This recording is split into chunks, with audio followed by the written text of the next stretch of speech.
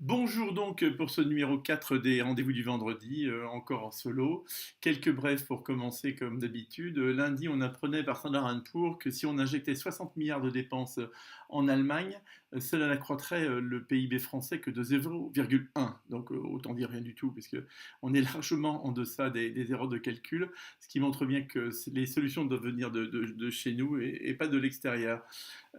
Autre information en début de semaine, on voyait que alors que les effectifs des cabinets ministériels étaient passés de 565 personnes à 461, correspondant d'ailleurs à la diminution du nombre de ministres, leurs indemnités étaient passées de 14,5 millions d'euros à 24,2, plus 60% de dépenses, alors qu'il y a moins de conseillers. Je ne sais pas, il y a une erreur de calcul où il se passe des choses bizarres finalement dans ce gouvernement. Troisième point, mardi, Hollande, on apprend que Hollande cherche des idées pour le reste du quinquennat.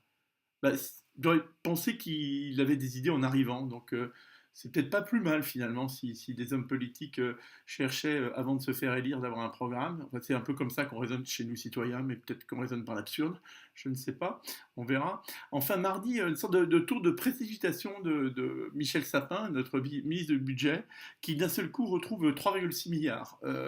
J'ai eu l'occasion d'échanger ça sur Facebook, et quelqu'un dans un message disait, bah du coup, donc si on a besoin d'argent, on envoie un message à Monsieur Sapin et il va les trouver pour nous. Je ne sais pas s'il en est aussi capable.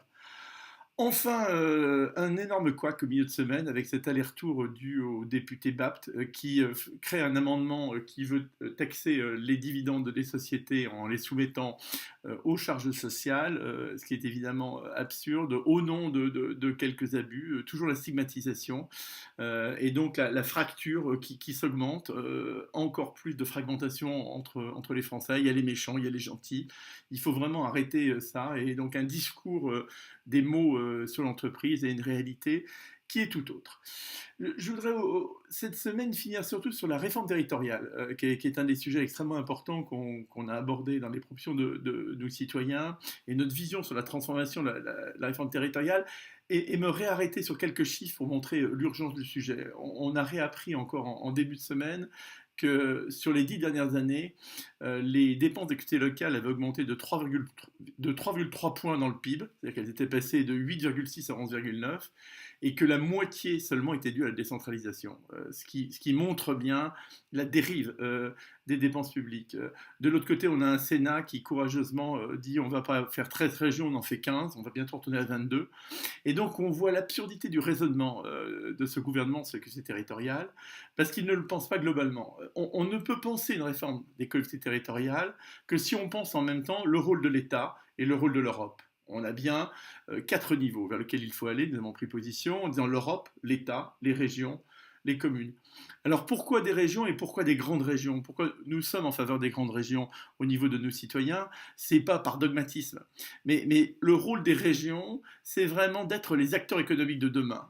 Nous ne pouvons plus rester avec un État centralisé, il faut décentraliser sur les régions l'éducation, l'emploi, le social, les infrastructures. Ça ne peut être fait que dans des grandes régions, parce que nous avons peu de grandes métropoles, et ces grandes métropoles doivent être connectées avec l'Europe. À charge pour ces régions, bien sûr, de le diffuser sur le territoire, et ensuite de le diffuser au niveau des communes. Et ces communes, elles doivent évidemment être des grandes communes. Et du coup, il n'y a pas 36 solutions. J'allais dire 36 000 solutions, c'est le nombre de communes actuellement. Il faut que les groupements de communes absorbent les communes.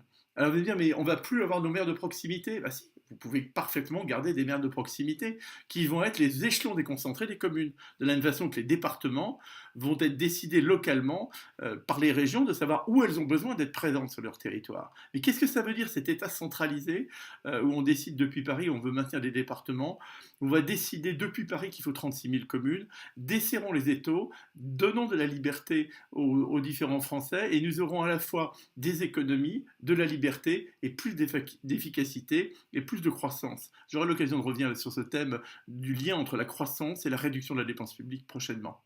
À la semaine prochaine.